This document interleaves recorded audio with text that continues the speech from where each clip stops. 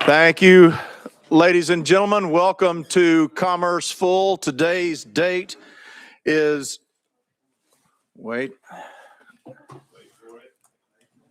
hey, it's April 1st. How about that? Look at us. We're moving into spring. Today, we are doing our dead level darndest to take this committee to the finish line today. So it's very important that we are timely in our discussions. Let's be brief. Let's be succinct. Let's be straight to the point, because prior to us leaving this room today, we've got to take time to recognize a couple of very special people who have meant a lot to this committee through the years. So we also, just to fill you in, guys, I know that y'all have not heard nearly enough about House Bill 1777 this week. What we're going to do with that one is we're going to roll that to the hill, because there are late breaking amendments flying all over the place. And again, with us trying, if we can get this thing closed, we will. But if it takes us another week to do the people's business, we will do so. But let's take time to, everybody, let's get signed in so we can take the roll.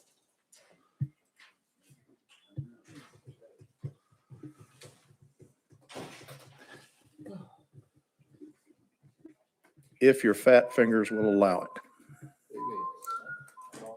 I'm sad to report today was a five effort Wordle day. Shows I'm not at my full acumen, but we're going to learn how to give our all for Tennessee today in spite of it. All right, we have, do I make personal announcements? Any personal orders? Representative Boyd, former Chairman Boyd.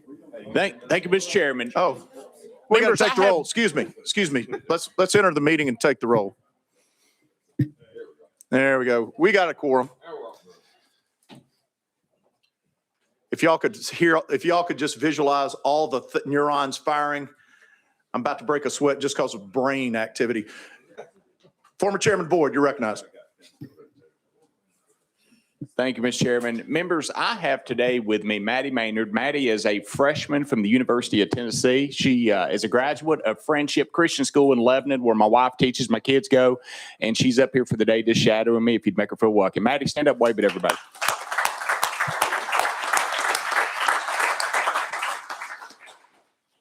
Anybody else? Anybody else? I would like to announce and declare and decree that today is Brad Bowers Day on the Hill. Brad is the father of Maggie Bowers, who we all know as education analyst. Excuse me, Carly. Maggie is her mother. Brad and his wife, Maggie, Carly's parents, both cheered with me at the University of Memphis State, and he's going to be on the Hill today. So if you run into him, make sure you say hello. So therefore, it is decreed today is Brad Bowers Day on the Hill. Madam Clerk, you want to call the roll? Okay. Mr. Chair, you have 20 members present. You have a quorum. All right, thank you. Now we've got Chairman Powers. You got your. Thank you, Mr. Chairman. You beat me to it. I was going to get her to call the roll. Understand there is method to the madness, sir. Let's start with our calendar for today, our regular calendar, House Bill 2175, which was rolled from last week. We heard, we got ourselves all twisted around this issue. So today, Representative Travis is back here, and ladies and gentlemen, I am sad to announce that this is Representative Travis's last bill that he will be presenting after years of faithful service to the great people of Tennessee. So let's go. Representative Travis, it's good to see you. We've got, your amendment's already attached. Let's hear about your bill. I know that we've got some testimony on this bill. So can I have our testifiers? Well, all right. We've got a couple in support. We've got a couple in opposition. So what I would like to do is, after Representative Travis presents his bill, I would like for those who are in support to come and sit at these chairs. Those who are in opposition sit in these chairs. And then what we're going to do is y'all are going to choose who your spokesman is, because we're going to give 3 minutes to each side, because we have discussed this bill ad infinitum. Some people might say ad nauseum. So we are going to take it. We will hear 3 minutes from each side, but I would ask that all three and all two stay. So if any of our members have questions regarding specific issues that one person may be better to speak than the other. Representative Travis, you're recognized, sir. Thank Do you. I have a motion? Motion saying you're recognized, sir. Thank you, Mr. Chairman and committee. It's good to be here today on my last bill. That's pretty cool. Currently, Tennessee law does not contain provisions regulating insurance coverages for delivery network companies, which are DNCs. In 2015, the General Assembly passed legislation carried by Speaker Sexton after a lot of work on this, and they put a regulatory framework for transportation network companies, which are the TNCs like Uber and Lyft, that requires TNC to provide insurance coverage when a driver's policy excludes coverage or they fail to maintain the said coverage. So this bill right here for the DNCs, we are just mirroring that policy that we created in 2015. That's been 11 years ago. It's worked perfectly, no complaints, never heard anything about it. So it's running smooth. So that's what we're trying to do here. So this bill provides comprehensive regulatory framework and insurance coverage required for delivery network companies, the DNC, operating in the state of Tennessee. The DNC maintains digital networks, mobile apps, used to facilitate delivery services, which means the pickup of one or more products by a delivery network driver from a location and the delivery of those products to a customer. For example, Uber Eats, DoorDash, and Instacart, and more. And with that, Chairman, we can go out of session and let some people talk in on this bill. Yes, sir. If we could, we will do that. Mr. Sponsor, if we could ask Brad Nail and Allie Lynch to come sit on this side. And Alan Nickus, or is that Adam? Okay. Jason Bailey and Mark Smith to come here and sit on this side.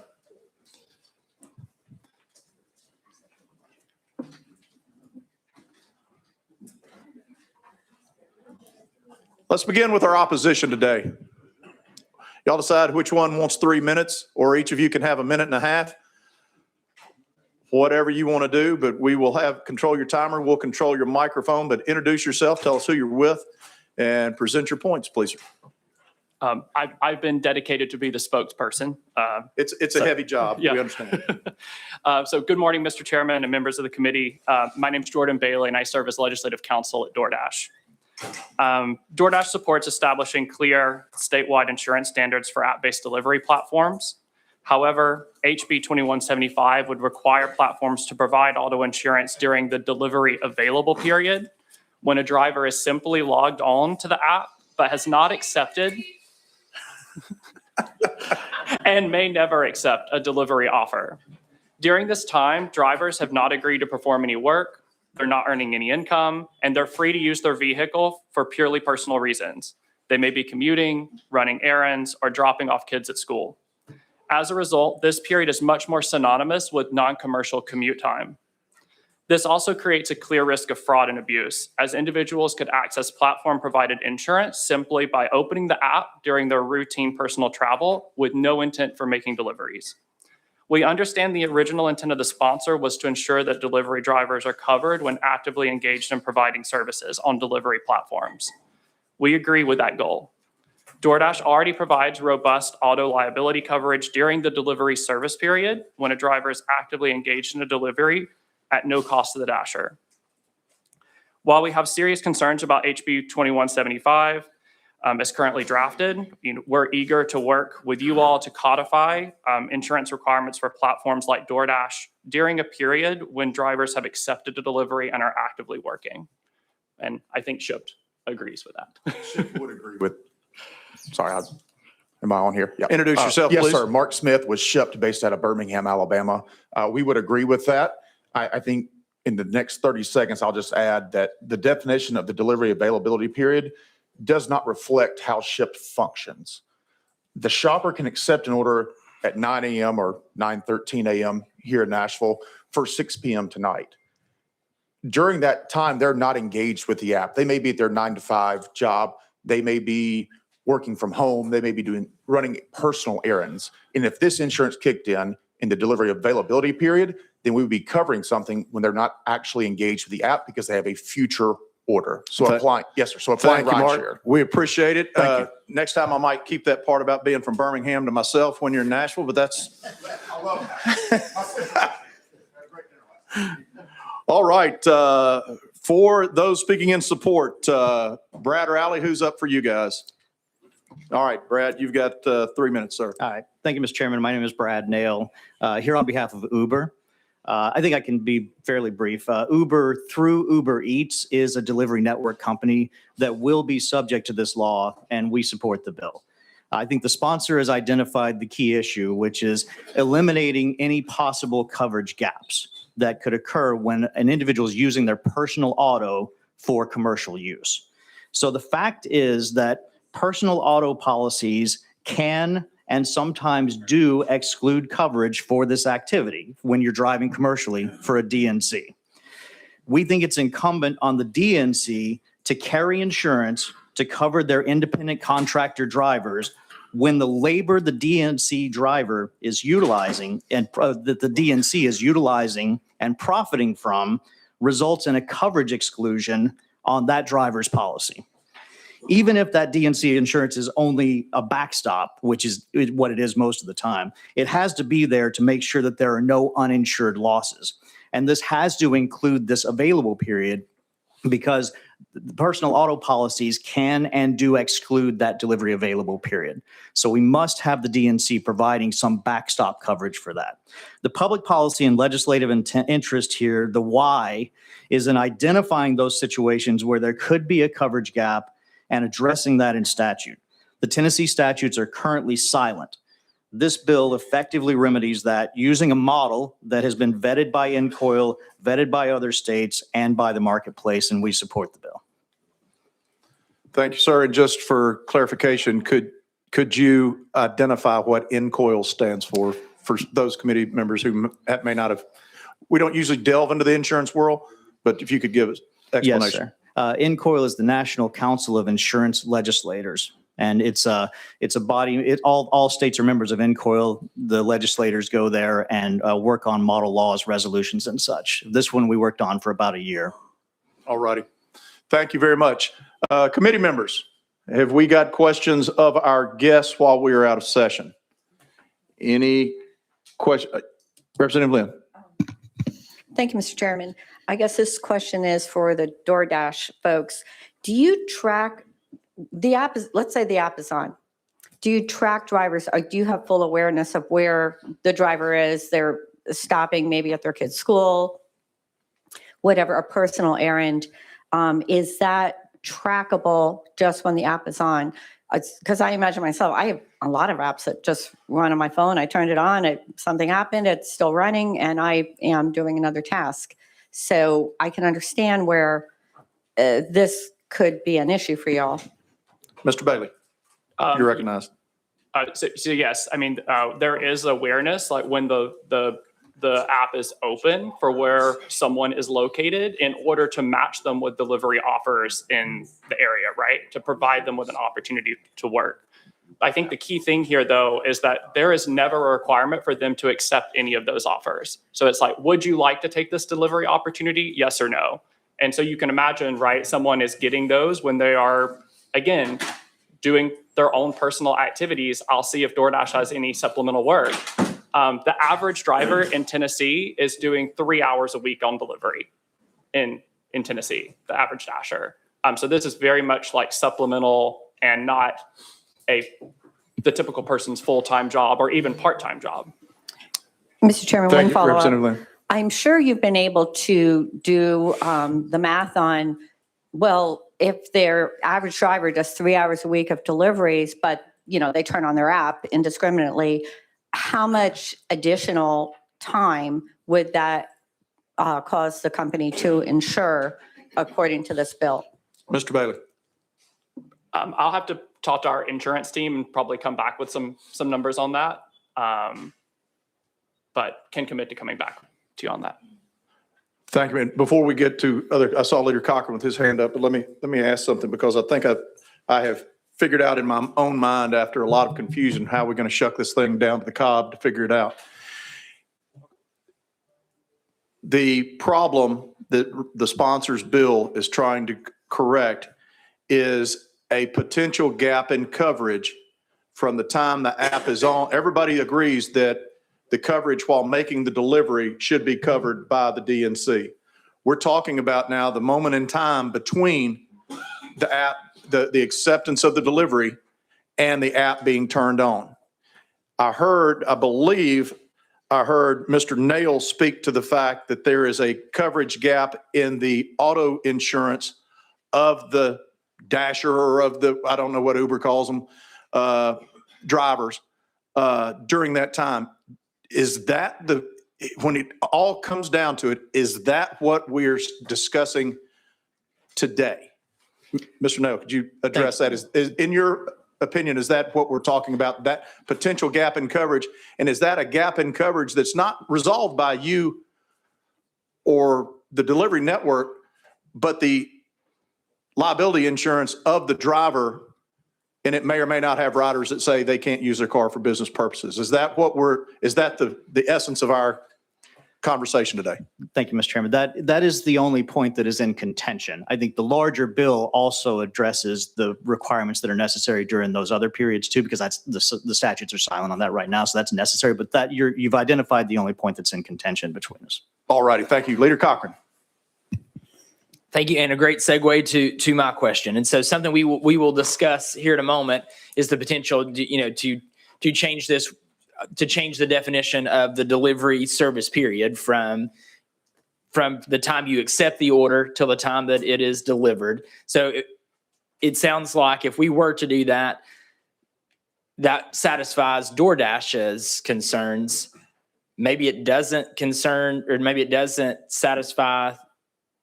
Is it Shep's? Would you care to opine on that? Mr. Smith. Thank you. Thank you, Mr. Chairman. Thank you for the question. I think what we're redefining is not the delivery service period. It is the delivery availability period. And so SHIP would be in agreement with DoorDash that there should be coverage, and there is coverage for the delivery service period.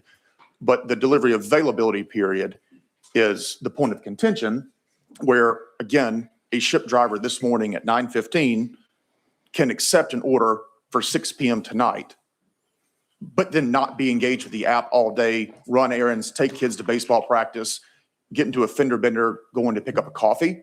And then all of a sudden, our insurance, because of technically the availability period, because they have already accepted that order, but not engaged with the app, would have to kick in. And that is the concern. So it's not the service, but it is the delivery availability. Leader Cochran, you got a follow-up? No, I think that answers my question. But I guess I would just say I would tend to agree with you. I think it makes more sense that the person is actually engaged in work once they have accepted the order until through the process of delivery, and then once the delivery ends, then they are no longer covered. But okay, thank you. I appreciate that clarification. Thank you. Thank you, Leader. And I'm going to go over to Mr. Mr. Nail. I keep wanting to give you a new last name. And what is your response to that from a policymaker's standpoint with regards to the concerns there? What is at risk if we don't take the bill as offered? Thank you, Mr. Chairman. I think the concerns just expressed are already addressed in the definition of a delivery availability period that's in the bill. If you look at the definition, it says that you have to be, 1, operating a personal vehicle at the time. Number 2, logged onto a digital network, and now we've amended the word available to eligible, and is eligible to receive requests, right? So the delivery network platform defines what that eligibility is in their contracts with the drivers. They say you are eligible when this happens. With Uber Eats, it is you've not just opened the app, you've not just logged on, but you've hit a button that says, yes, send me requests, I am ready. You're now eligible, you're now available. And that's the point. The important thing is that's the point at which your personal auto insurance might exclude you. So our perspective is it's totally irresponsible for us to have that driver on the road knowing that their coverage might be void because they just made themselves available without us providing some coverage in place of that. All righty, thank you. Deputy Speaker Zachary. Thank you, Mr. Chairman. Mr. Chairman, while we're out of session, I have a question for legal because we're having this discussion and Representative Travis talked about Uber and Lyft. I'm going back to and my question for legal is, if Uber and Lyft are open the same way DoorDash and Grubhub would be open, if Uber and Lyft are open now and you're just riding around looking for a ride, are you covered under Uber and Lyft today if those apps are open? Kind of the similar discussion we're talking about. Mr. Chairman, could legal opine on that, please? Absolutely. Levin Crutchfield, Office of Legal Services. So under Tennessee Code Annotated, Section 55-12-141, subsection B requires that there be insurance in place, and specifically subsection C of that section states that there are insurance requirements for when the driver is logged onto the transportation network company's digital network, but is not engaged in a prearranged ride. There are other requirements as well once they're actually engaging and providing a prearranged ride, but there are requirements for when they are just logged into the network. Deputy Speaker. Thank you, Mr. Chairman. So Mr. Chairman, I think just personally, my opinion has changed just as we've been sitting here listening to the conversation. It was just with Representative Travis' presentation. I know we're still out of session, but in an effort to be consistent, it seems that the proposal from Representative Travis aligns with what we've got with current code. So thank you, Mr. Chairman. I have more questions for Representative Travis. Thanks. Let's see. No, I have Chairman Grills, and then. We're working our way down. Okay. I'll come back. Okay. Thank you, Mr. Chairman. And I just want to ask this question real quick. You've got 3 apps open. You've got Uber Eats, DoorDash, and Ship are open. And this time period that's lapsing between the time you actually pick up the product to deliver it, and you haven't agreed to take on any commerce, if you will. Who is responsible for that accident that takes place by the time the app is turned on and you actually say, yes, I'm going to take and I'm going to commit to pick up and deliver this piece of property or this product? Let's go. We're going to give both sides of the aisle a shot at this. Do we want to hear from Ms. Lynch or do we want to hear from Ms. Whichever one you want? Go for it. Yes, sir. I can answer that, Mr. Chairman. The first answer is your personal auto policy would be the first place to go to for that. And it's only when it's excluded under your personal auto policy that we look to the delivery network company policies. And every insurance policy, this is not specific to DNCs, this is every insurance policy has an other insurance clause in it to address situations where multiple policies could have coverage. The exact same situation applies here as it would be in any other accident.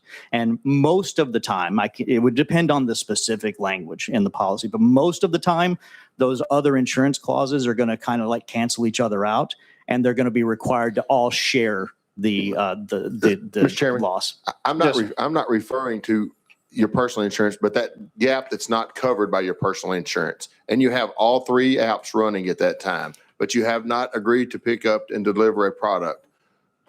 Who is responsible for that time period?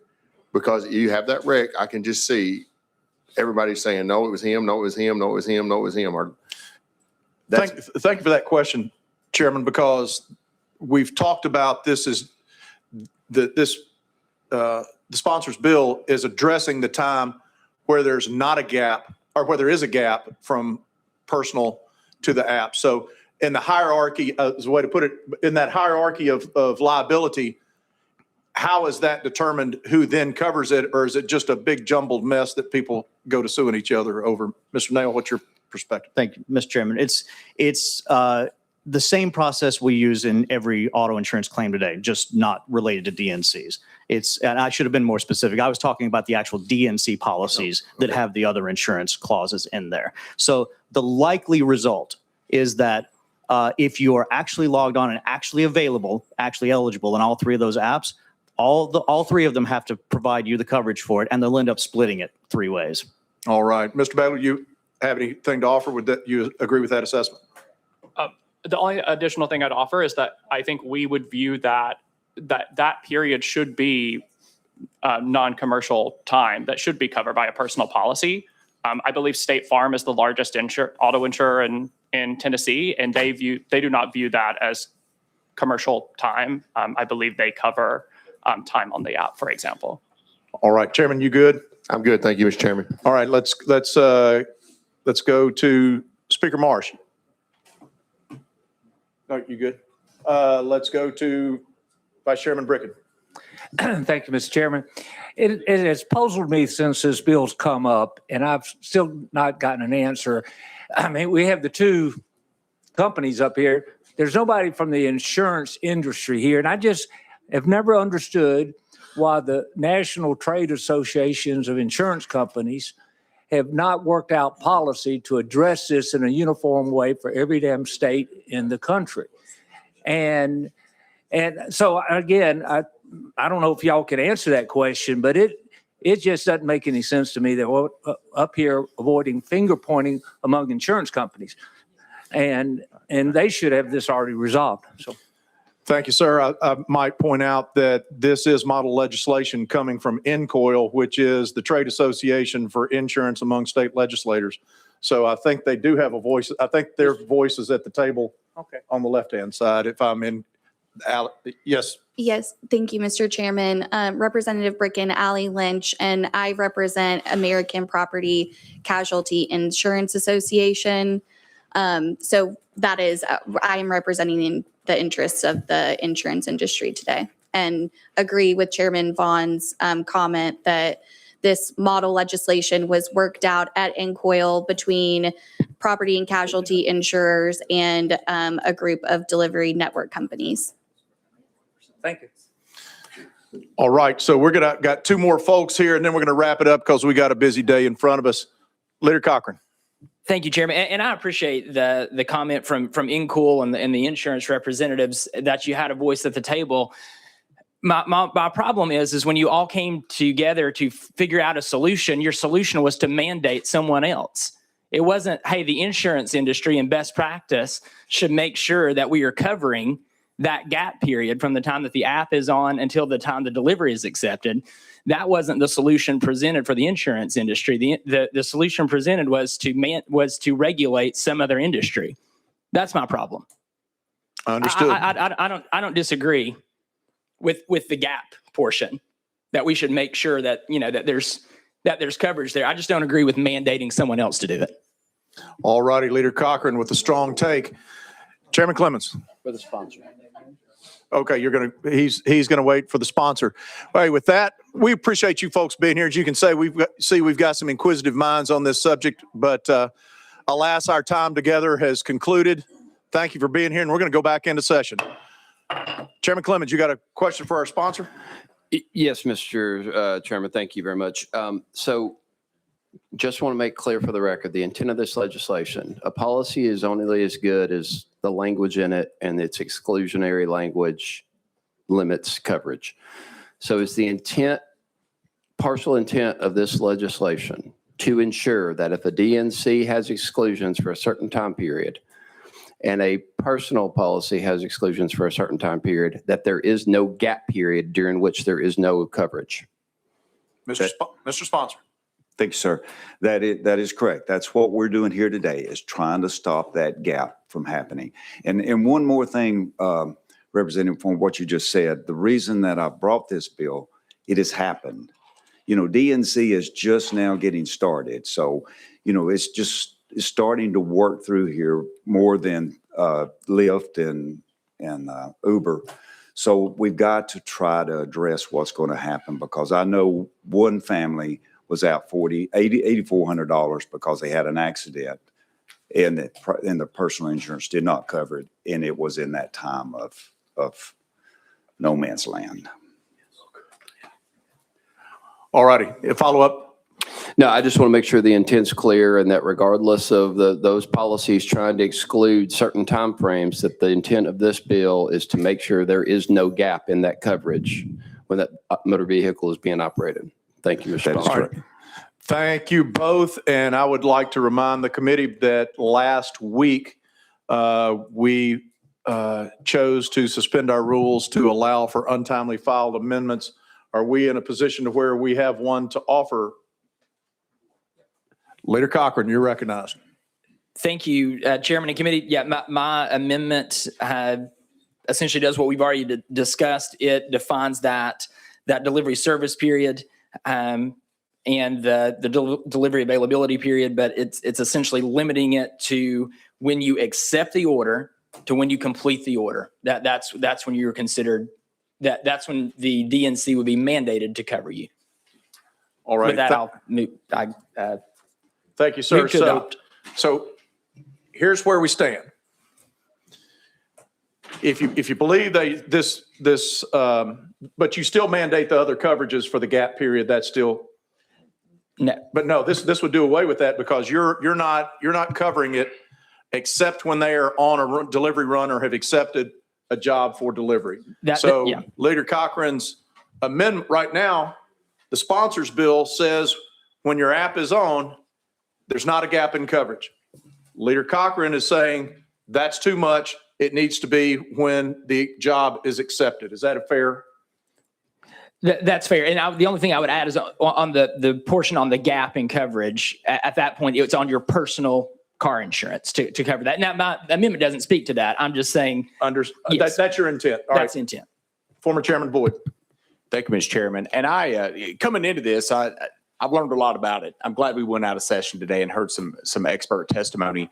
And I was probably inclined to support the amendment, but based on what I've heard today, if the amendment goes on there, it puts a gap right back in there, which is the reason that Representative Travis has the bill to begin with. So I've encouraged people to vote no on the amendment.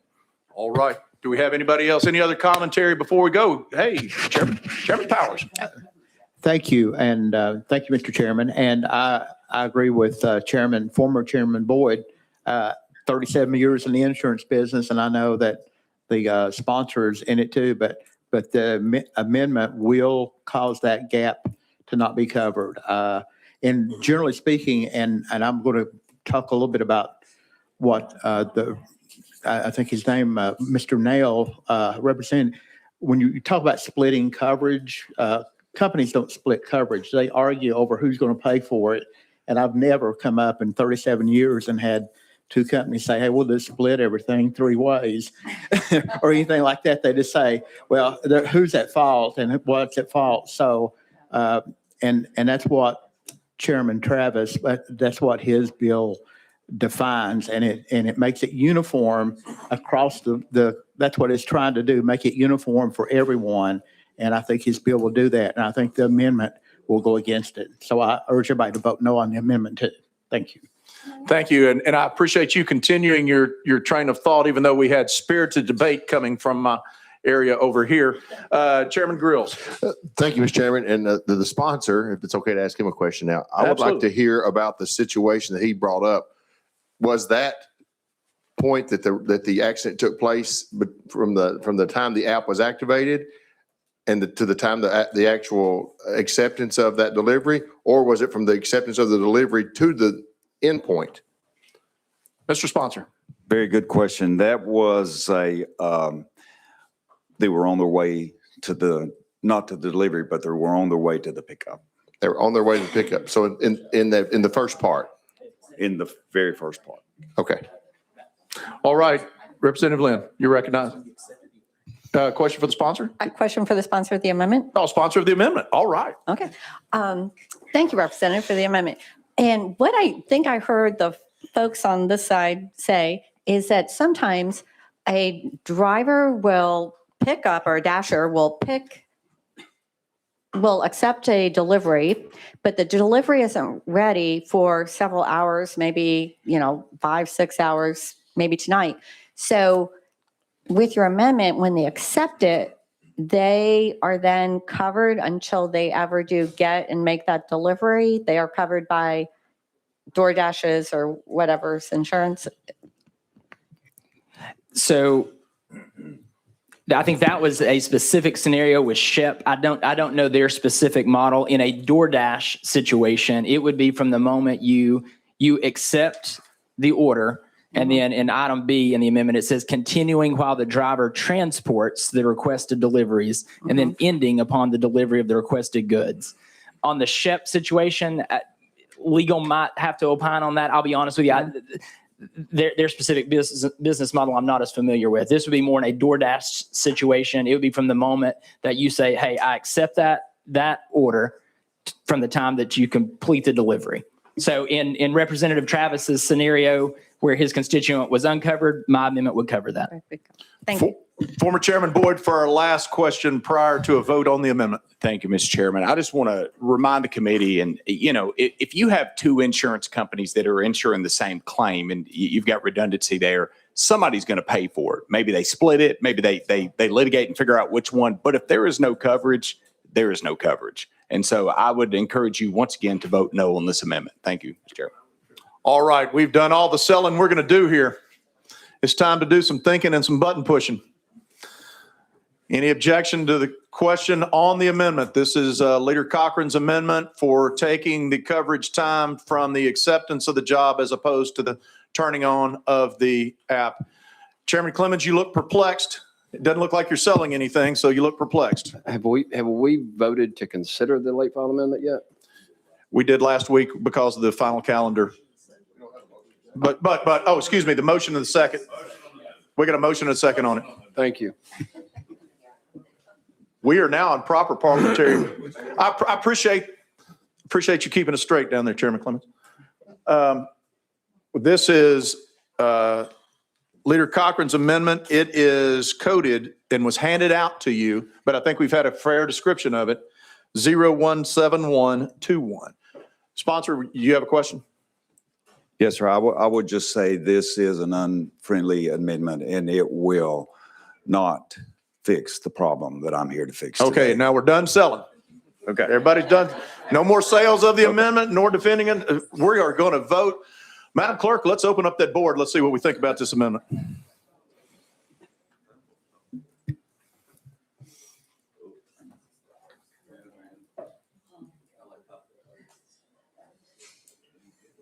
Madam Clerk, would you call the roll or call the vote? Mr. Chair, you have 7 ayes, 13 nays, and 1 present not voting. All righty. With that, the amendment coded 017121 does not pass. So we are back on the original bill. Any question? Well, no, we're going to call the question on the original bill. I think we've got plenty of information to determine what we're going to do here. Madam Clerk, open up the vote for the bill as originally offered.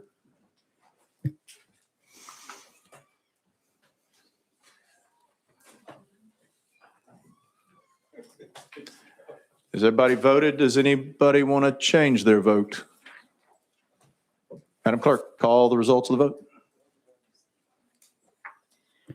Mr. Chair, you have 14 ayes, 1 nay, and 6 present not voting. Thank you very much. And with that, Mr. Sponsor, your bill is off to calendar and rules. Thank you, Mr. Chairman. Thank you, committee. I'll tell you what, one of the reasons I do enjoy this committee is because we do have spirited intellectual digestion of topics. Hey, we're going to take House Bill 1777 and roll that to the heel of all of our calendars today. There's late breaking news. Things are whirring. The wheels of government are churning. But for now, we're going to go to House Bill 0846, sponsored by Representative Renaud. We got a motion and a second. You're in proper posture. You've got a few amendments here, sponsor. What would you like to consider here? I would like to put on draft 16659, which rewrites the entire bill.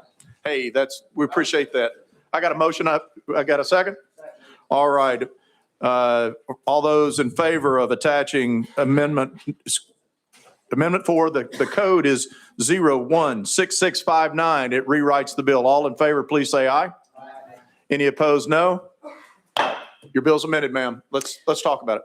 Thank you, Mr. Chairman and committee. Last year, I started the process to help a UTC student who graduated with his engineering degree and was attempting to take his professional licensing engineering exam. As part of that test, he was required to submit a biometric palm scan. The student had a sincere objection to providing that data and was faced with a difficult choice: either comply or risk not being able to move forward in his chosen profession. He walked away. This legislation ensures that when biometric identification is required as part of a licensing exam, individuals with a sincerely held objection must be provided a reasonable accommodation. The First Amendment protects the free exercise of religion, including sincerely held beliefs, and the Fourth Amendment reflects a strong expectation of privacy in our personal information and our effects. Biometric identifiers like the palm scan are deeply personal and permanent, and many Tennesseans do have legitimate concerns about being required to provide that data. This amendment clarifies that this requirement applies not just to licensing boards and their contractors, but also to third-party administrators such as national accreditation boards, organizations, and their vendors. This bill does not prohibit biometric technology. It simply ensures that individuals with sincerely held objections have an alternative path to provide identification. Government-issued identification has been sufficient for voting, but this amendment does not prohibit fingerprinting as a long-standing tradition of extraordinary identification, so they can still obtain that even though that may be considered as a biometric. Testing centers already provide accommodations today when biometric scans cannot be completed. For example, if someone is missing a limb or who has an injured hand. So this demonstrates that exam integrity is not dependent on mandatory biometric collection. There is also no federal requirement mandating biometric scans for professional licensure exams. In fact, there are opt-outs that exist on where other biometrics are used, particularly in the federal situation, such as TSA airport screening. And notably, as I mentioned before, we do not require biometrics to vote. Government-issued identification is sufficient. There was concern about losing accreditation. However, I just would like to point out that this General Assembly in 2004 also passed legislation stating that accrediting agency or association cannot compel a public institution of higher education in Tennessee to violate state law. So there's just a precedent where Tennessee has set a law that said that they, regarding accreditation and what they could or could not do. Excuse me, Ms. Sponsor, if we could just take a break, you take a breath there. We'll see if you have any further questions. We know you love your bill. You're doing a great job of explaining it. But we've got a heavy agenda today. We'll see if anybody has any questions about it. Allow me to say this to the committee, though, is that initially I considered this bill to be the continued assault on the engineering profession that this session has brought forward. I've passed that test. It is hard. We don't want people cheating on it. However, I agree that with the biometric, that's the engineer's solution because they wanted the strictest way for it to happen. So I wasn't that worried about it, but I understand others' concerns, so I yield to that argument. My concern dealt with is because of the way that the test is administered through a national testing organization. If we opt out of that testing organization because they won't behave, are we going to lose reciprocity with other states for our engineer profession? I brought that concern to the sponsor, and she graciously provided a stopgap measure in her bill that delays the effective date of this so that as we begin this to tell, it's called National Council of Engineering Examiner Services. When we go to them as a state and say we want this provision to not be in there anymore, that you have to do the biometric scanning. If they give us grief, we've got an opportunity to come back here and legislate a solution to it at that point in time. But we feel confident that we should be able to get this accommodated. But that's what this bill sponsor did, and I appreciate her for it. And with that, I know that I'm going to support the bill. Does anybody have any further questions of the sponsor? I've got a question. Representative Grills, you're recognized. I move previous question. All righty, we've got previous question. All those in favor of passing House Bill 0846 on to health. Oh, that's right. We picked up other other professions along the way. So other people are getting to feel what the engineers have felt this year. All those in favor, please signify by voting green when the button pops up.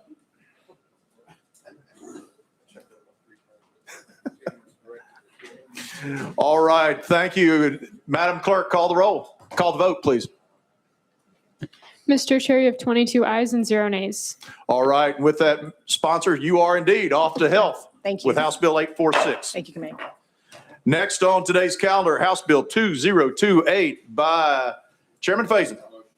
We got a motion and a second. Your proper posture. Please present from there, Chairman. Thank you, Mr. Chair. Mr. Chair, I do have an amendment that writes the bill. Do you want to put that on or do you want to? Let's talk about do the bill that. first? Is that coded 016070? Yes, sir. All righty. All those in favor of attaching that to House Bill 2028, please signify by saying aye.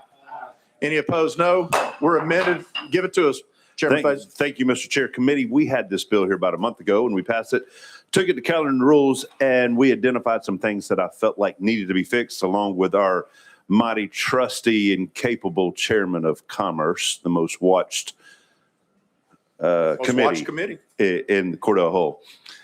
I narrowed it down and put the onus on the business owner. This is the one where we got delisted, my business and several other people in Tennessee have reached out to me. Instead of the being so open, we've narrowed it to just search engines that delist you. And we put in that once you notice that you have been delisted, it's on you, the business owner, to contact the online search engine and let them know that you've been delisted. And they have 5 business days from the time you let them know. They've got to get something in writing to you, get it fixed to you, either give you a reason to why you're being delisted or give you a reason to get back on. And that's what the bill does, Mr. Chair. All righty, thank you. Any questions of the bill sponsor? Chairman Clemens. Thank you, Mr. Chairman, and I support this legislation, but I would also suggest an amendment to require the search engine to prominently post their contact information somewhere where the individual who has the burden of contacting them about the blacklisting knows who to contact. It's virtually impossible to find how to contact these folks when something goes wrong. So thank you, Mr. Chairman. Thank you, Chairman Clemens. And that bus has left the station here, but you know what? I think that's a bipartisan bill that everybody can get behind for next session. Anyone else got any questions about the new and improved version of 2028? Seeing none, hearing none, we're going to call it for a vote. All those in favor of House Bill 2028 as amended by the amendment code 01607, please signify by voting green. All those opposed, vote another color. Oh, yeah. On the House floor. It's already passed. Madam Clerk, could you call the vote? Mr. Chair, you have 22 ayes and 0 nays. Thank you. And with that, Chairman Faison, House Bill 2028 is on to calendar and rules once again. And I'd like, as a personal note, I'd like to say that whoever repaired my gavel from last week did a fine job. It's functioning well today. Next up, I think it's all just us home folks from here on out until we get to the calendar, a new calendar. Today, Representative Vital with House Bill 2074, sir. We got a motion and a second, sir. You please present. Thank you, Mr. Chairman, members of this committee. House Bill 2074 deals with a situation that evolved around a psychological test that was given to a state employee in which the individual had been on the job for 3 months. And once the psychological test results were completed, it came back relative to his religious preference. It indicated that he prayed to God for help when he was frustrated, and the psychologist saw that this was delusional. This bill allows an individual who applies for a job in Tennessee that requires a badge to seek a second psychological examination, provided he or she wasn't cleared on the first one. This is to clarify law, as it is ambiguous on whether or not a psychological evaluation is part of the permanent employment file. It does not require employment reconsideration, but indicates that if the second psychological exam comes back okay, the department may seek to rehire the individual. This prevents people who fail a psychological evaluation from being forever restricted from applying for a job in the state of Tennessee that requires a badge. The Colonel of the Tennessee Highway Patrol has noted that this is a challenge sometimes considering applicants for the Highway Patrol that have worked for other departments, and it creates some hardening characteristics that would impede psychological evaluation. It does not require the department to hire the employment, but shall consider it. As for your favorable support on this bill. All right, and Representative Vital, I believe you just described the bill as amended. We had Amendment 1 coded 014214. You'd like that put on your bill, correct, sir? That is correct, sir. All right, do I hear a motion? Motion second. Let's get that amendment attached, and then we will vote the bill after seeing if anybody has any questions. All those in favor of attaching Amendment 1, please signify by saying aye. Aye. Any opposed, no? The ayes have it. All right, any questions for the bill sponsor if bill is amended? All right, Chairman Powers. Thank you, Mr. Chairman. This doesn't require any legislators to take a psychological evaluation, does it? All right, moving on. We will we'll leave the answer to that. All right. I don't see any more questions. Let's vote for this thing. Madam Clerk, would you put it on the board, please? For all those in favor of House Bill 2074, please vote when the board is open. Anybody wish to change their vote? Seeing none, hearing none. Madam Clerk, please call the results. Mr. Chair, you have 22 ayes and 0 nays. All right. With that, House Bill 2074 is off the calendar and rules. Speaker Marsh. Celebratory Speaker Marsh. Wanting to put festivities. I've got a motion and a second, sir, on House Bill 2223. You want to do some amending beforehand, or Yes. you want to discuss the bill and then do some tweaks? We had put the amendment on, it's item number 16475. Got a motion and a second. All those in favor signify by saying aye. Aye. Any opposed, no? All right, let's discuss the bills amended, sir. Thank you, Mr. Chairman. This adds a new class or designation of items in the fireworks section of code, and they are novelties and sparkling devices. This bill as amended is permissive for local governments. The bill does not affect current local ordinances, but would allow for this new category of fireworks to be sold in retail stores if the local government passes an ordinance to allow. It helps distinguish low-risk fireworks from higher-risk items by defining ground-based sparklers, spinners, and other novelty items. It creates a permit requirement for the state fire marshal for any retailer that wants to sell these newly defined items. It balances public safety, regulatory clarity, and free market practices. It ensures Tennesseans can safely enjoy low-risk fireworks and sparkling devices year-round. And it puts many people to work, and it increases our sales taxes in the state of Tennessee. That I'll answer any questions. Thank you, sir. I see we've got somebody signed up for testimony, but will, if needed. Okay. All right. And I want to thank you, Speaker Marsh, for you working through some concerns on this bill brought about by some local jurisdictions. You were very helpful in bringing those concerns home and amending the bill to take those into consideration. Do I have any further questions for Speaker Pro Tem Marsh? All right. We're hearing none. We'll put this thing on the board. Let's vote it. Madam Clerk, please open the board. Thank you. All those in favor, please signify by punching green.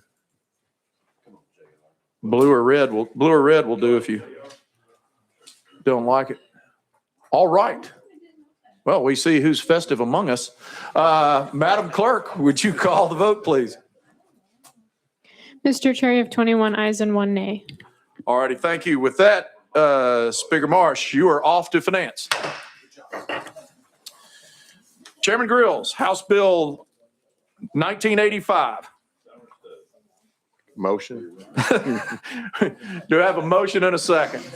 Oh, thank you, good people.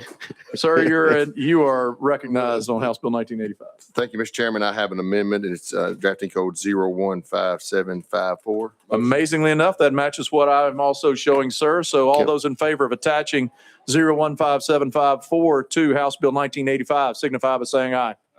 Any opposed? No. You're amended, sir. Thank you, Mr. Chairman. This bill allows for IT managed service providers, allowing them to install and service IP cameras as part of normal IT work. All righty. Do we have any further discussions about the bill with Chairman Grills? I don't see any. Anybody opposed to voting? I don't think there is. So let's put it on the board, Madam Clerk. House Bill 1985, please. Indicate your support or lack thereof. Everybody voted that wishes to vote. Madam Clerk, please read the results. Mr. Chair, you have 19 ayes, 0 nays, and 2 present not voting. All righty, thank you, ma'am. And with that, House Bill 1985 is off the calendar and rules. You're recognized. Can I Chairman go out Faison. of order? Absolutely. Members of this fine esteemed committee, I do have a very close friend in here that I just happen to recognize. We have the very capable Attorney General of the 3rd Judicial District, Dan Armstrong. Great big feller, but he's a gentle giant. Y'all make him feel welcome. Welcome, General. Chairman Lafferty, you're recognized on House Bill 2179. Thank you, Mr. Chairman. You're in proper posture. Thank you very much. First, let me point out that the Tennessee Self-Insurers Association, the Tennessee Chamber, and NFIB are all in agreement with the language of this bill. This bill is amended as a narrow clarification to Tennessee Code 50-6-226D1B. It restores the trial court's ability to award attorney's fees and expenses at the expedited hearing phase when an employer unreasonably denies or delays benefits. Let me say that again, unreasonably denies or delays benefits later found to be owed. By clarifying when the fee and expense awards are appropriate without changing benefit levels or increasing existing fee caps, this bill reinforces the original legislative intent. It promotes access to representation and helps level the playing field in workers' comp cases. With that, I would ask for your support. Thank you, sir. And that, you were traveling with your bill as amendment coded 014756. Is that correct? Is that the one you'd like to attach? Yes, sir, that is correct. All right. Anybody have a problem with attaching Amendment 1 coded 014756? Let's vote. Please signify by saying aye. Aye. Any opposed? No. Your bill is amended. There's also another amendment I see from former Chairman Boyd. Thank you, Mr. Chairman. I've got amendment drafting code 015625. Yes, sir. We've got that on there. I got a motion and a second. Please discuss that amendment. So thank you, Mr. Chairman. So this makes one minor change. And to give you a little background on this, years ago, when they reformed the workers' comp process in the state of Tennessee, they put a provision in there, which Chairman Lafferty's amendment deals with. What this does is in cases where an employee is denied benefits and it's egregious by the insurer, their employer, it allows attorney's fees to be paid.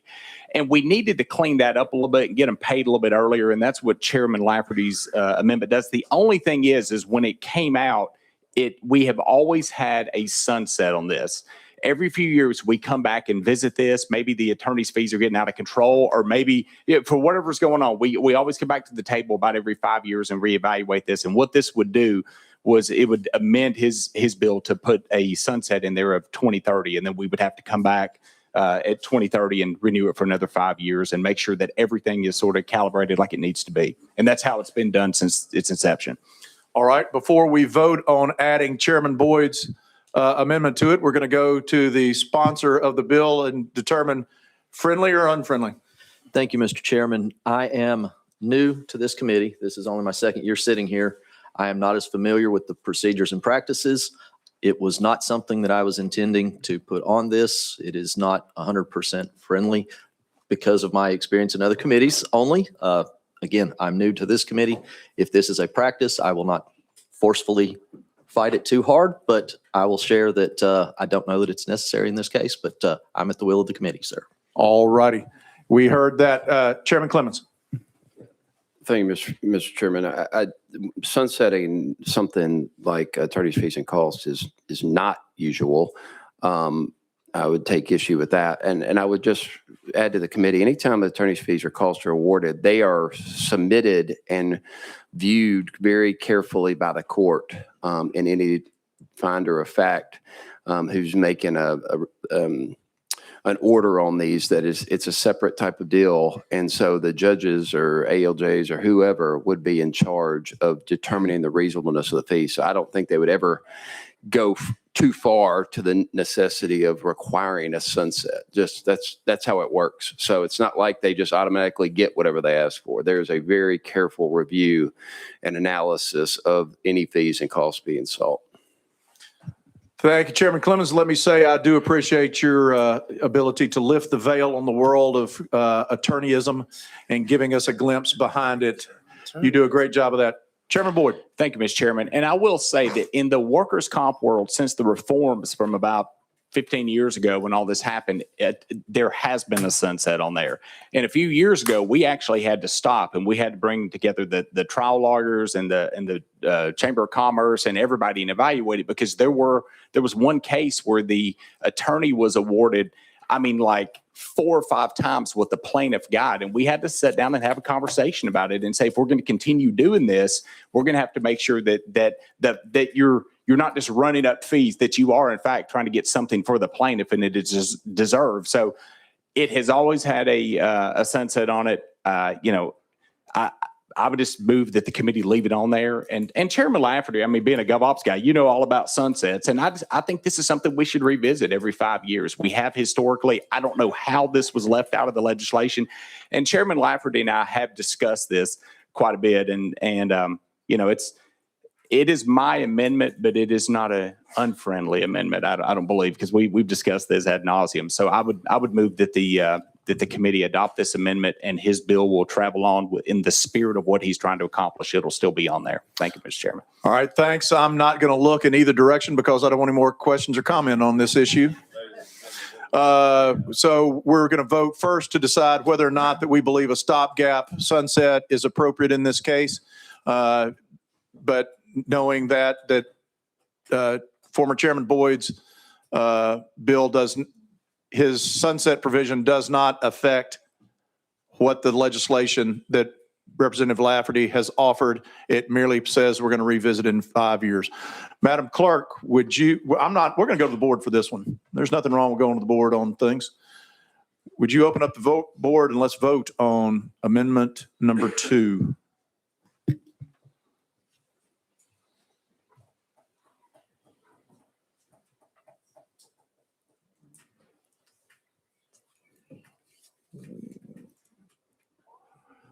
Anybody wish to change their vote? Madam Clerk, read the results. Mr. Chair, you have 13 ayes, 7 nays, and 1 present not voting. All righty, we've got a sunset on the bill as drafted. In no further questions on Chairman Lafferty's bill, 2179. Madam Clerk, would you open the board for voting on that if we're not seeing any further questions?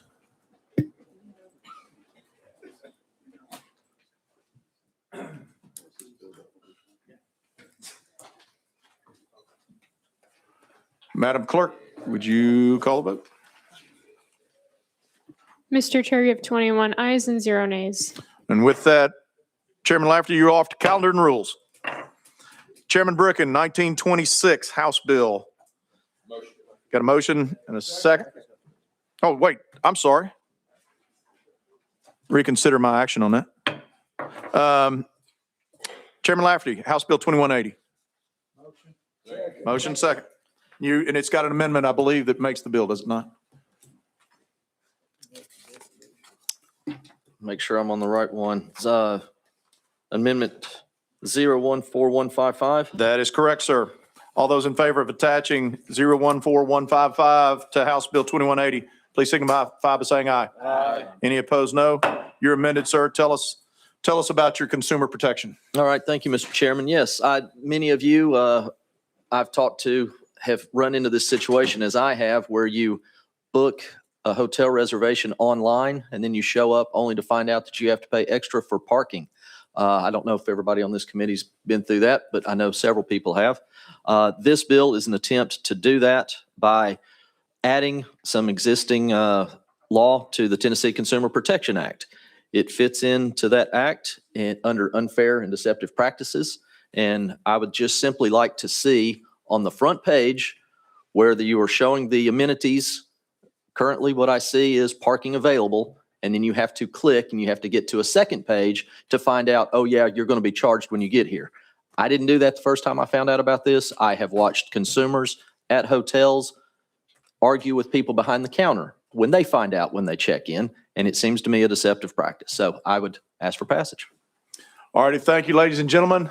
Chairman Lafferty's got a beef. How many of us are going to rally behind him? Make sure it gets settled. Seeing no questions, all those in favor of House Bill 2180, please signify by voting when the board pops up.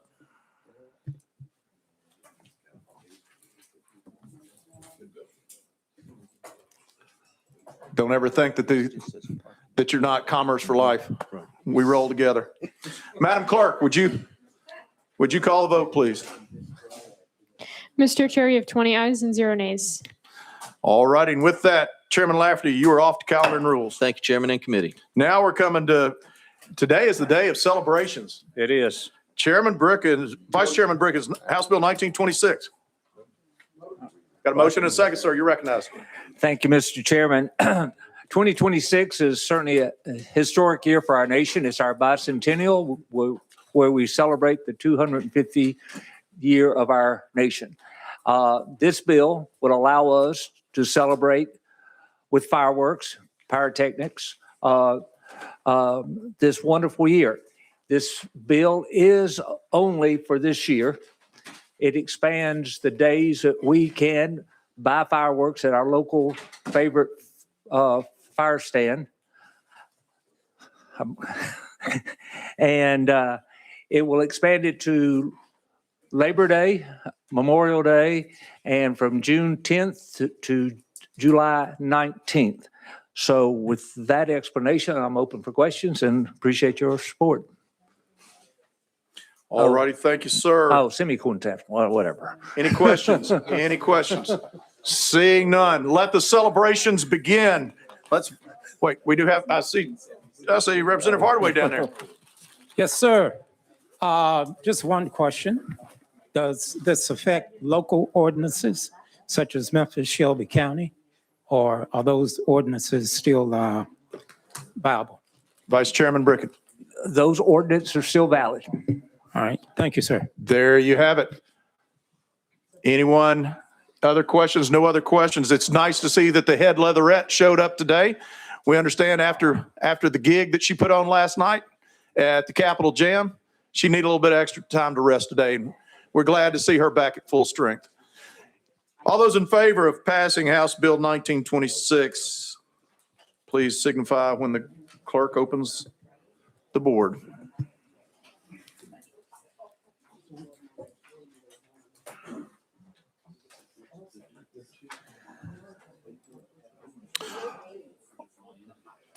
All right, Madam Clerk, would you call the vote, please? Mr. Chair, you have 22 ayes and 0 nays. 22 ayes and 0 nays. That let the celebrate. God bless America. You are off to House. You are off to Finance, sir. We are going to, at this point in time, since I'm the last 3 on here, before we handle those, I saw Representative Leatherwood. I'm going to reconsider my actions and pull him off the heel, and we're going to consider him next with House Bill 7. Oh, we all know that number, 1777. Motion, second.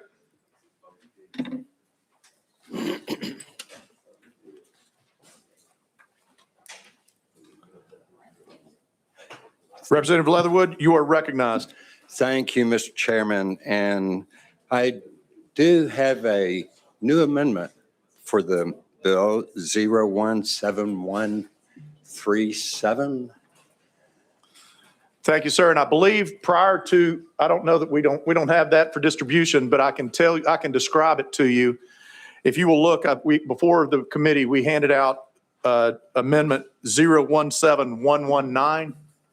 It is the same amendment as that. It just adds the term single family on section 1, subsection 2, where it says subdivision B101I applies only to captive REITs, public REITs, and private REITs that own single-family residential real property.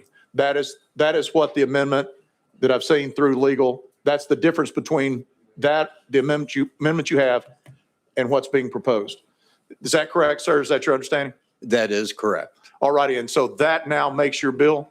Yes, sir. All right, let's get that attached for discussion purposes. All those in favor of it? Got a motion and a second. All those in favor of attaching, give me that number again. 017137. All righty.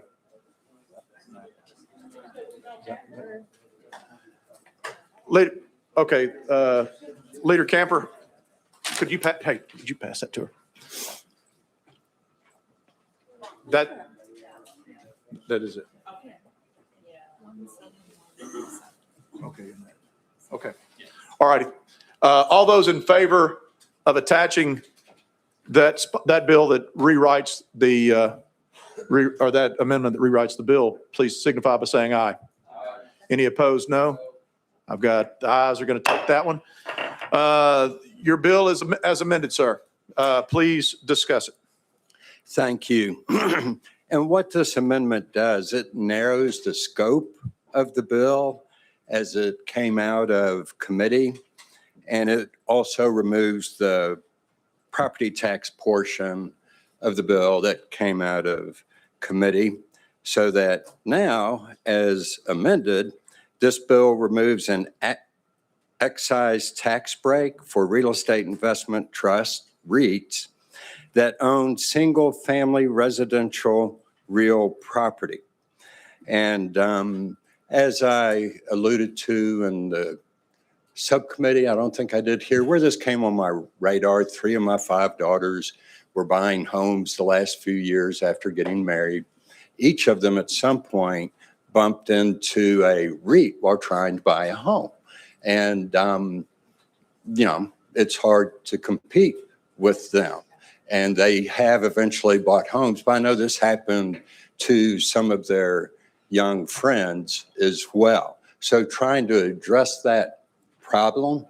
And I did a word search on TCA, saw that we give REITs a tax break, introduced a bill, and it had a larger scope than what brought it onto my radar. And I'm sure many of y'all, like me, have become very tired of discussing REITs. So this narrows That's a it down. great segue. Thank you for your presentation, Oh, Bill thank Sponsor.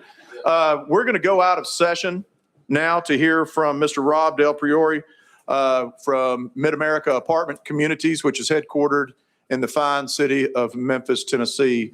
Mr. Del Priore, if you've got 3 minutes to give us your thoughts. We understand that this late-breaking amendment may temper those, but if you could share your thoughts with us and maybe take a few questions. But, sir, we appreciate you being here today. We're out of session. Yes, sir, Mr. Chairman.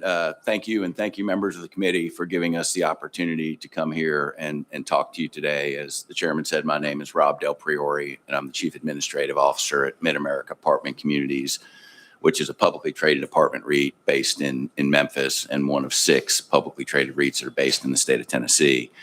Representative Leatherwood's amendment did change the substance of the bill, and I'm going to go through my prepared remarks pretty quickly, but did want to address one point on that. But REITs were created by Congress in 1960 to give average Americans a way to invest in real estate, which was an investment that really was limited to only the very wealthy and large institutions. And that still matters today because REITs are really one of the few ways that ordinary Tennesseans can invest in real estate through transparent, publicly traded shares. Representative Leatherwood's bill was originally a study bill to go and study the impact of institutional or REIT ownership on single-family housing in Tennessee. And this bill goes farther now to repeal a dividends paid deduction. It is much more limited now than it originally was, but it's still a concern to us. We heard a lot of discussions earlier yesterday about REITs and LLCs being taxed differently, which is correct.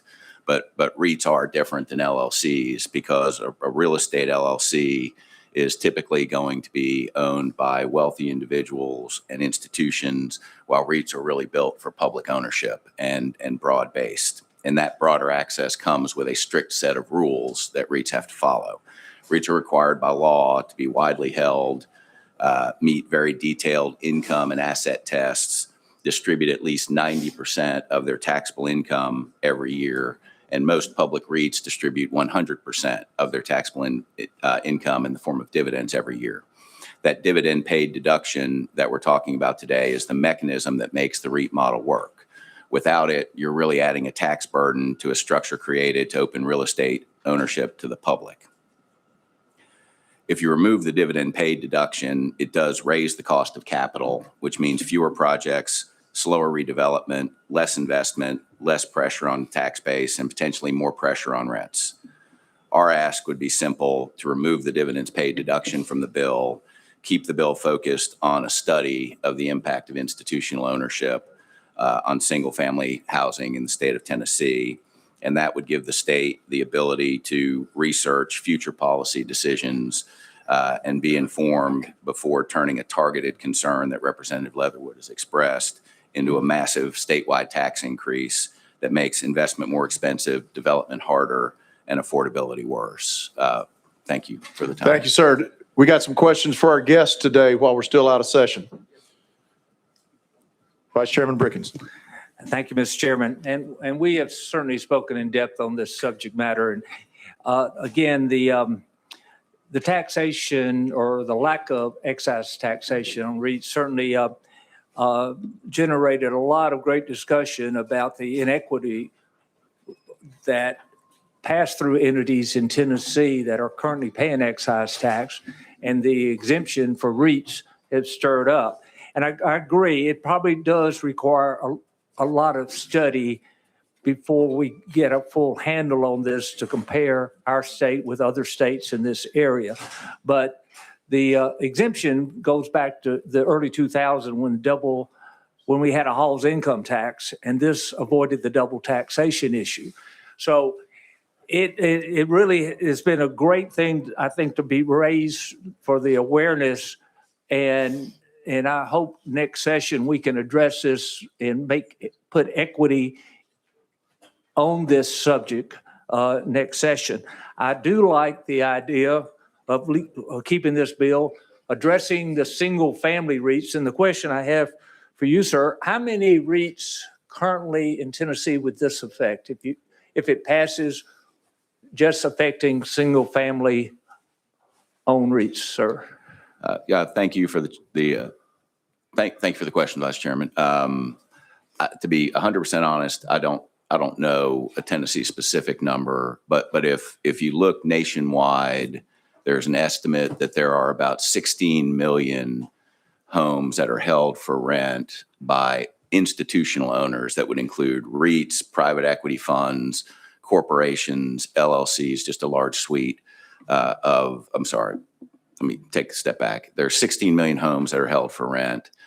Approximately 1% of those are owned by institutional investors. So that would include REITs plus a plethora of other corporate owners of homes. And that would be a concern about the bill, even as amended. Most of the homes that are held for rent in Tennessee, I would presume, are not held by REITs just based on the national statistics. So if the bill is targeting trying to keep home ownership out of corporate hands, there are probably better, more effective ways for the General Assembly to go about that than just taxing the REITs, because I don't think it will have a significant impact on that one issue. Vice Chairman.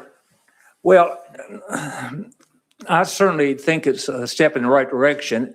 REITs, I mean, we're right there, based on the stages I've done, Tennessee is the most ideal state in the nation under the tax law for operating a REIT. That's why REITs have really proliferated in Tennessee. And they used to stay just in the commercial, multifamily, commercial building world. And now they have drifted into the single family. And that really does put individuals competing against corporate money when they're buying property. And that truly is a problem. I'm glad this bill's here to stop it. Thank you, sir. Appreciate it. I might add, though, for all of our consideration is that whenever in this attempt to manipulate the markets, whether you believe they've been manipulated before or after, whenever you say, we don't want these people competing with my children to buy a home, what happens when it's your elderly parents who are needing to cash out of their home and they need a buyer that has a worthy credit rating and they want the top dollar for it? So I would caution this committee to the free market works. And so if we're going to get into picking winners and losers about the free market, there's a double-edged sword. Leader Cochran. Thank you. And I think that's a good point. I will say, I agree with this legislation and keeping it going, keeping this conversation alive. I disagree. I guess my motivation is very different than the sponsors. Mine's not about, because someone paid more for rent or didn't. Mine is more on the corporate level, making sure that if an LLC owns an apartment complex or rental property, that they are playing by the same rules that a REIT plays by. That's more my thing. I'll just be honest with you. I shouldn't say I disagree, but I just have a different motivation than the sponsor. I know what brought it to his attention. That is not my concern. My concern is that corporate entities in the state of Tennessee are playing by the same rules. Chairman Clemens, I saw your hand up. Yeah, Mr. Chairman, I appreciate your market-driven position on this, and I think the market takes care of itself, given that the fact that there is a massive housing shortage, not only in my county, but across the state of Tennessee. There is a dire need for affordable housing across the state of Tennessee, and a big part of that is a housing shortage. And what I'm seeing in my community, in my district, is REITs are gobbling up the inventory.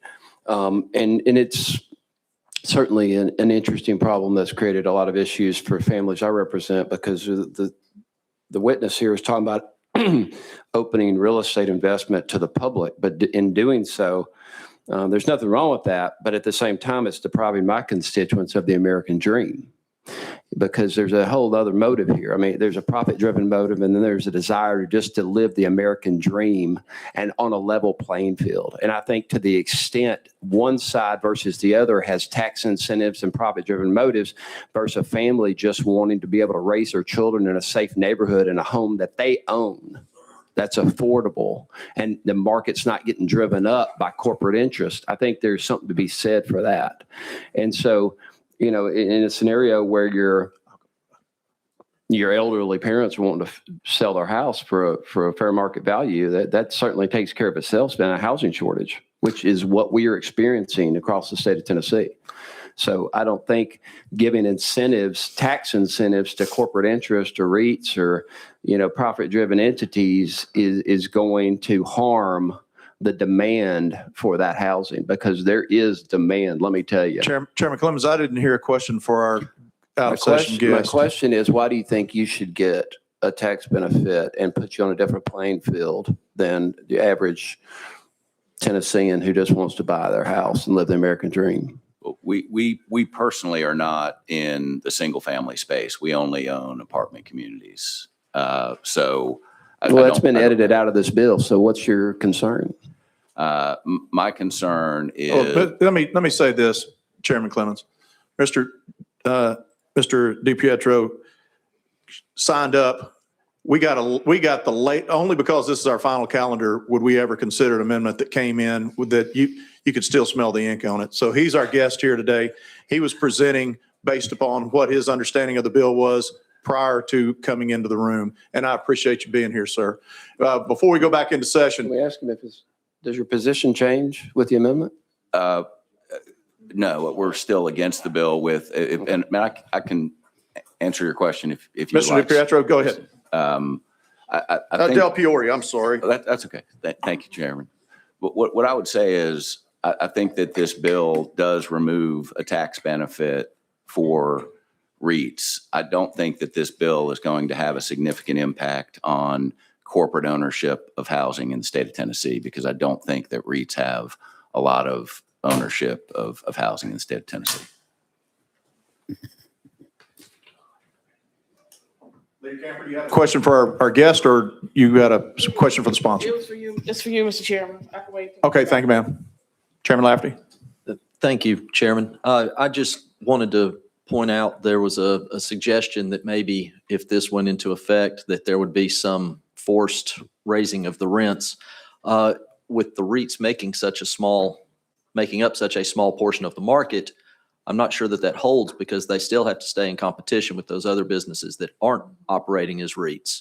So there are some market forces at work to prevent that from happening. But thank you, Mr. Chairman. Thank you. And I believe that's as a result of our sponsor narrowing the scope of this bill. Any further questions for our guest?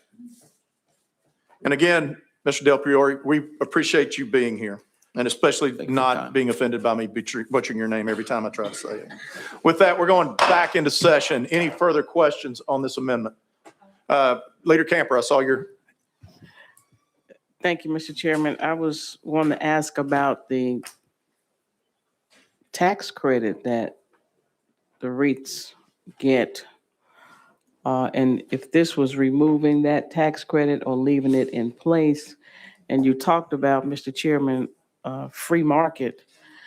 And you said free market works. So if free market works, then I don't think they need the tax credit. So I was trying to reconcile that in my mind.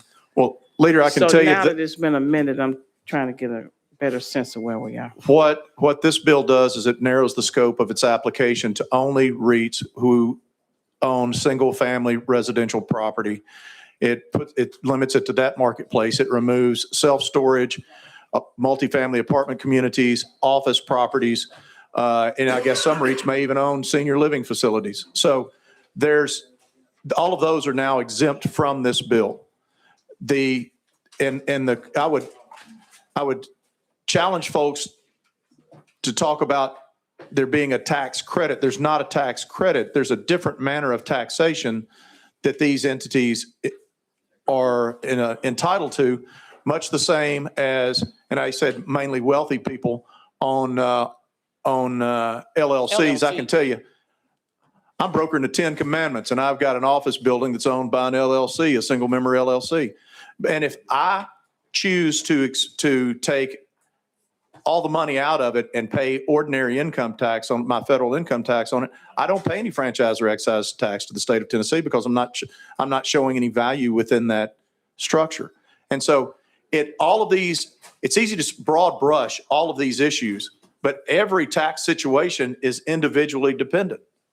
And so for us to say that REITs enjoy a advantage, there's advantages to doing an S Corp over a C Corp. There's advantages depending upon your situation. And so with that, that's one of the things that I see in this that's frustrated me to some point, because I don't think we can blanket issue statements with regards to that. Now, I will say this, is that when this body did away with the Hall income tax, then that they did give away their opportunity to capture those distributed dividends, any tax on the state level with that. But that was a decision made before I got here. And so if we're going to reconsider that, that's a different conversation than I believe this is. Representative Lynn, I saw your hand up. Thank you very much, Mr. Chairman. And I have to say, if this hasn't happened in any of your counties, they came through like a vacuum cleaner through my county, just gobbling up all the affordable single-family homes a number of years ago. Representative Bricken, I did not connect it to the elimination of the whole income tax, but that's actually what it coincided with. So what we inadvertently did was make Tennessee a very attractive state for them to come in and buy all these single family homes. They made them all rental homes. And, they talk about this could raise the rents. The REITs raised the rents. The REITs raised the rents, and I have tons of neighborhoods in my district. There used to be nice families, affordable homes, and they're all rentals with a few homeowners interspersed among them, a few. And because they're renters, they don't care as much about the home. They don't care about the HOA covenants, all of that. It's a terrible problem. We love all, serve all, owners and renters, and owners and tenants. Representative Lynn, you want to wrap up because I got one more question and we are up against the time limit. I'd like to get this voted today. Yeah, I'm going to be voting for this bill. I think Representative Leatherwood identified the problem, and Representative Bricken certainly clarified it. Chairman Boyd, you're recognized. Brief. Thank you, Mr. Chairman. I will be brief, and I agree with the spirit of what you're wanting to do. But at the end of the day, it's not Tennessee that gives them that deduction. It's the IRS. They file their federal tax return, then you pay excise on whatever your income is. And so that's what happens with the Department of Revenue. I know they're not here to testify. So my understanding of it is that they're required to pay 90% out. And then it functions as a deduction. It lowers their taxable income, and then we pay excise on that. But I think there's a better way to accomplish what you wanted to do. Thank you, Mr. Chairman. We are going to vote the amendment. We're gonna.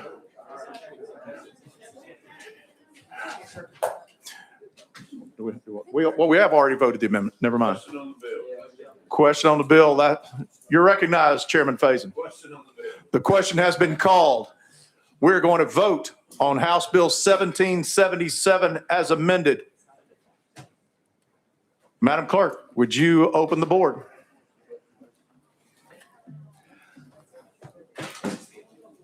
No, this is the bill. We amended the bill. Madam Clerk, call the vote. Mr. Chair, you have 17 ayes and 6 nays.